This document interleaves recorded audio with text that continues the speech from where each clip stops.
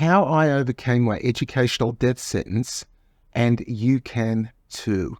Have you ever been through a traumatic experience so devastating, so psychologically scarring, that it shaped your entire self-perception for decades to come?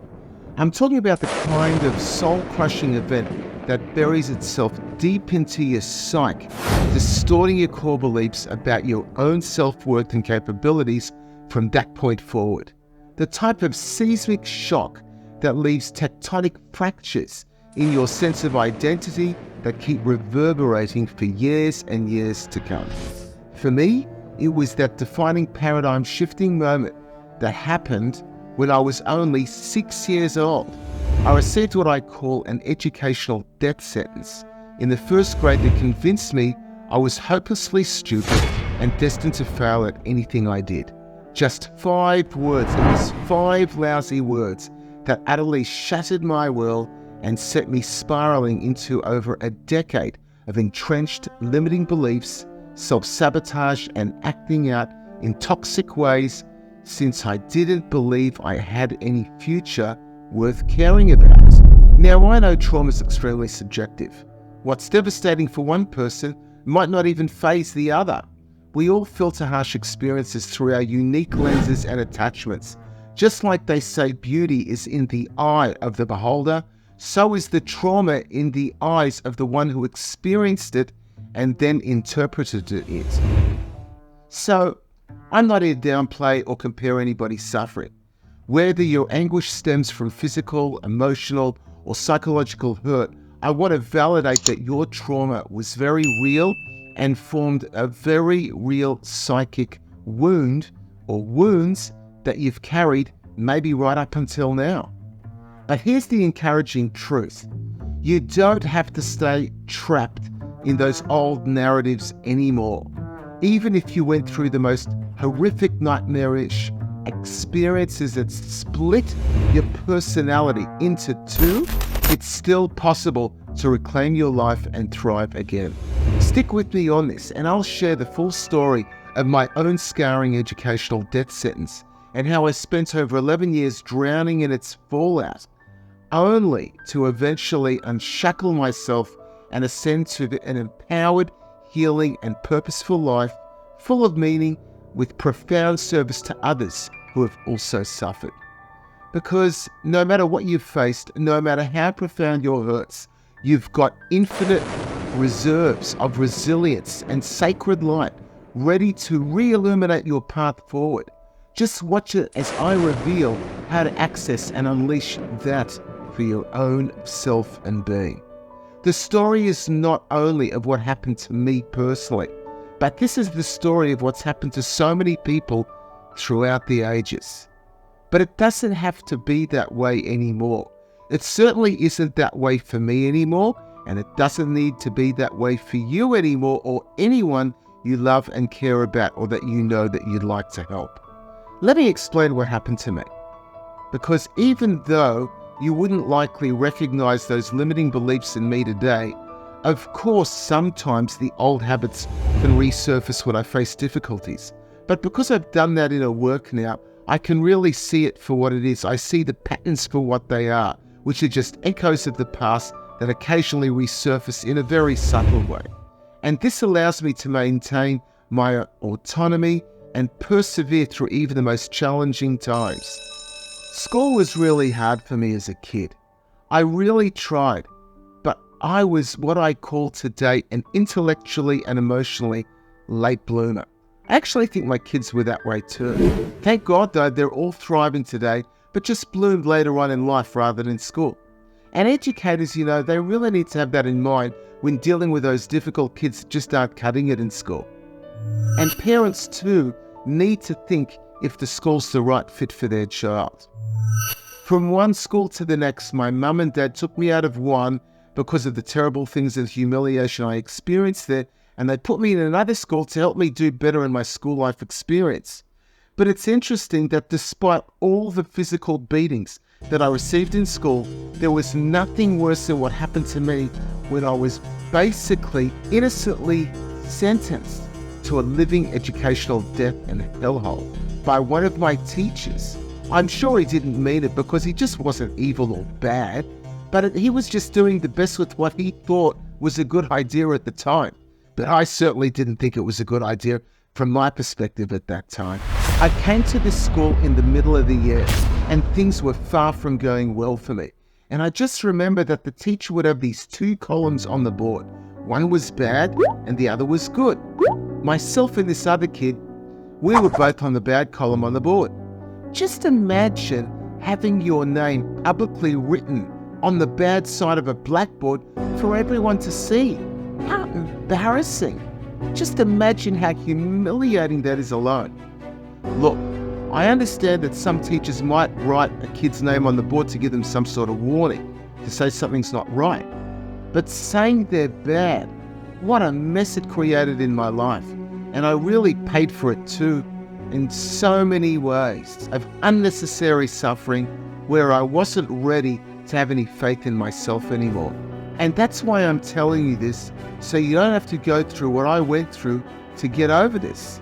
Anyway, that unfortunately wasn't even the worst part. So coming to the end of the year, and the teacher tells me that this other kid was bad, but he's now off the bad list, but I'm still left on there. And here is the big bomb he dropped on me that would change my life forever. He told me, because you're bad, you failed. Just 5 lousy words that changed my trajectory forever. Because you're bad, you failed.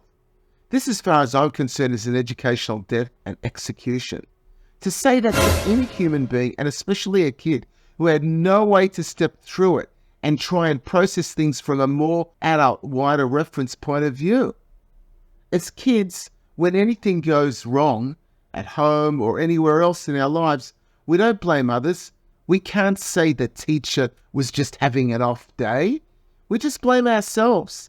As kids, we don't have any wider reference besides ourselves, so we blame ourselves for everything. And that's exactly what I did over here. But the interesting thing was that for some reason, I didn't even take his words literally. I slightly changed their interpretation, which was probably because I was really struggling in school to understand anything that was going on at the time. I didn't think I was bad. I didn't believe that, but I interpreted the word bad as being dumb in my case. I guess looking back at it now is because being dumb is equivalent to being bad. I guess it's not good, it's bad when you don't understand things. So that was bad to me.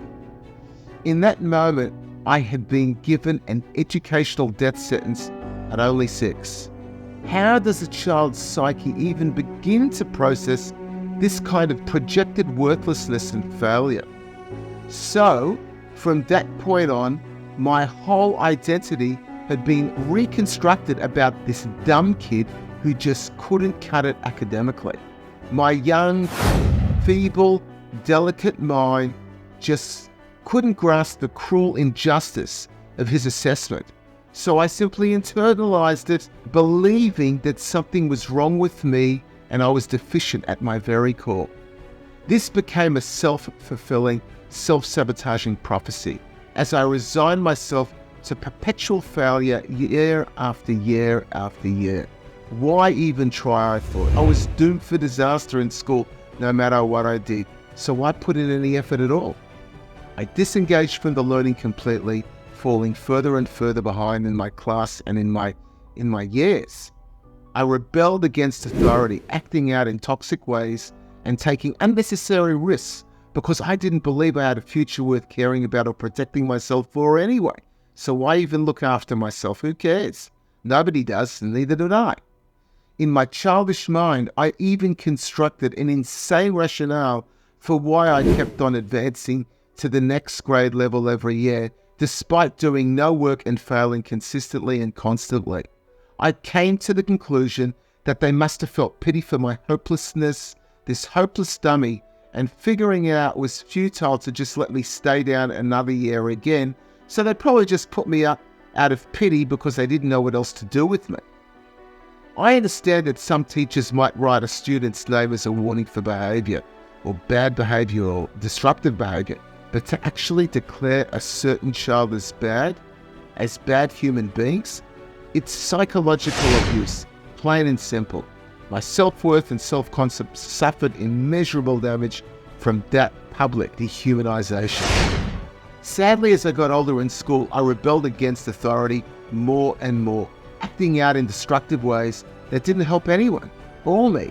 In fact, the downward spiral continued to the point where I even failed my last year before finally leaving that school altogether.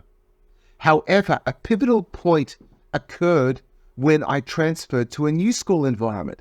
This time something amazing happened. I unexpectedly passed an exam for the first time in my entire academic career. Not only that, but I ended up topping the mid-year economics exam, coming out on top of the whole class. I was in shock. Did I actually have a brain? In that sacred moment of achievement, it was like a harsh lighting of fluorescent failure dimmed for an instant. A tiny flame of hope flickered to life inside, awakening me to the possibility that maybe, just maybe, I have a functioning brain. That breakthrough was such a wake-up call and a life-changing discovery for me. It changed me in many ways. While passing those initial exams offered a glimpse of hope of my potential, fully embodying my intellectual abilities and self-worth as a capable person, it still took many years of perseverance afterwards. It required continually overcoming ingrained self-doubt, pushing through learned helplessness, and relentlessly proving to myself over and over again until I could finally firmly stand in my truth of my abilities. However, it wasn't until I discovered and began practicing somatic healing modalities that my self-confidence and life truly transformed to another level entirely. Learning how to release traumas, limiting beliefs and negative patterns stored in the body allowed me to finally shed those last remnants of that educational death sentence from my childhood. I healed my relationships to my mind, emotions, and physical being through somatic work. I was able to more fully step into my power as an intelligent, capable human being without the chains of the past programming that were holding me back. Somatic healing was the key that unlocked the highest level of self-actualization, an embodiment of self-confidence that I've been looking for so long. That's the reason I'm here today, to guide others out of long-term suffering using the wisdom I gained through the years of inner work. I was fortunate to transform those negative experiences into something beautiful that allows me to truly help those around me. Although as a kid, I would equate school as a concentration camp, which was full of torture, because for me, every day I'd get beaten, or at least I'd be berated psychologically for not being able to do the work. But all of this now, in hindsight, I see as a preparation or some sort of rite of passage to use all those negative experiences now in a positive way. I wouldn't recommend what I went through for anyone, but I guess looking back, it was a pill that I was destined to take. And now I've got the choice to transform it to something beautiful, or I could continue to play the victim and lick my paws and feel sorry for myself. Sure, there's a time for mourning for the abuse from the past, which is a healthy thing to do for a certain period of time. But then there needs to come a time where I'm ready to move forward and learn from what I've been through to the point where I can transform my negatives into positives, as well as to do that for others as well. And that's what I do for my clients. On one hand, I'm not judgmental of anyone's situation. I'm just there, usually metaphorically standing at the top of their own hole they find themselves stuck in, and I usually confidently and lovingly offer them a hand to help them get out of their own hole.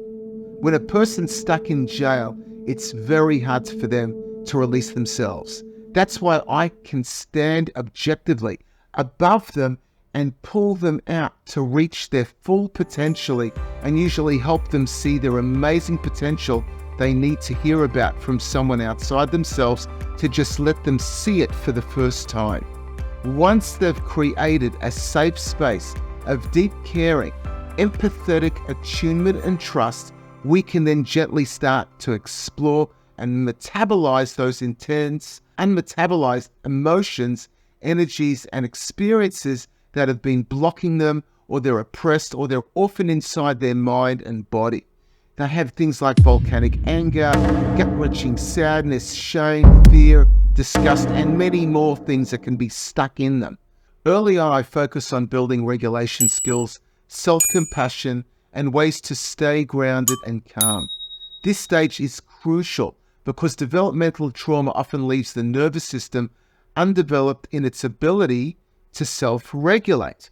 So next, after that, we start to untangle the personality structures that have kept them safe. That involves exploring their relationships with emotions like anger, fear, sadness, shame, vulnerability, and we address these repressed feelings. The rigid personality structure then begins to soften. But intense emotions can arise, so it's important to go slow here to avoid overwhelming the nervous system and causing it to shut down.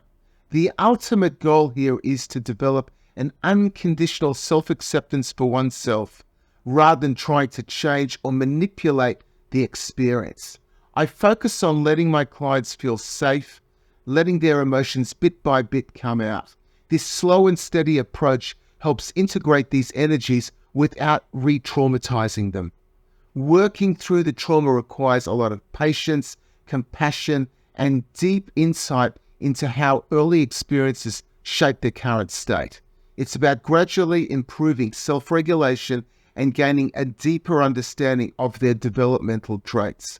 True healing happens in small, manageable, bite-sized steps. And by the way, if any of this resonates with you and you feel you could benefit from this, why not sign up for a free session with me? I can help you revolutionize your life, have more days where things fall into place than when they don't. So click on the link in the description or just copy it out from on the screen over here and sign up. Also, if you know anyone who could really use this information, please pay it forward and send it to someone you care about and want to help. Maybe just knowing that even if you're in the dumps, there is an escape route to return to your life and to turn it around in a positive way. It's not a one-session quick fix, but if you're willing to invest in yourself and have someone help you explore your limitations in a safe, gentle way, why not give it a go? And let your friends give it a go too. If you take one thing away from today's message, it's this: there is a life beyond what you can see now. How do I know that?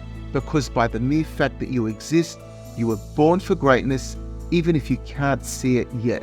You have a purpose, even if you can't see it yet. And by using your God-given talents, you are destined to make this world a better place, even if you don't know it yet. But if you're willing to invest in yourself by taking a leap of faith, which personally took me a long time to do, and you don't have to take that long, then you'll eventually see that you are divinely loved, you count, and you were born to make this world a better place.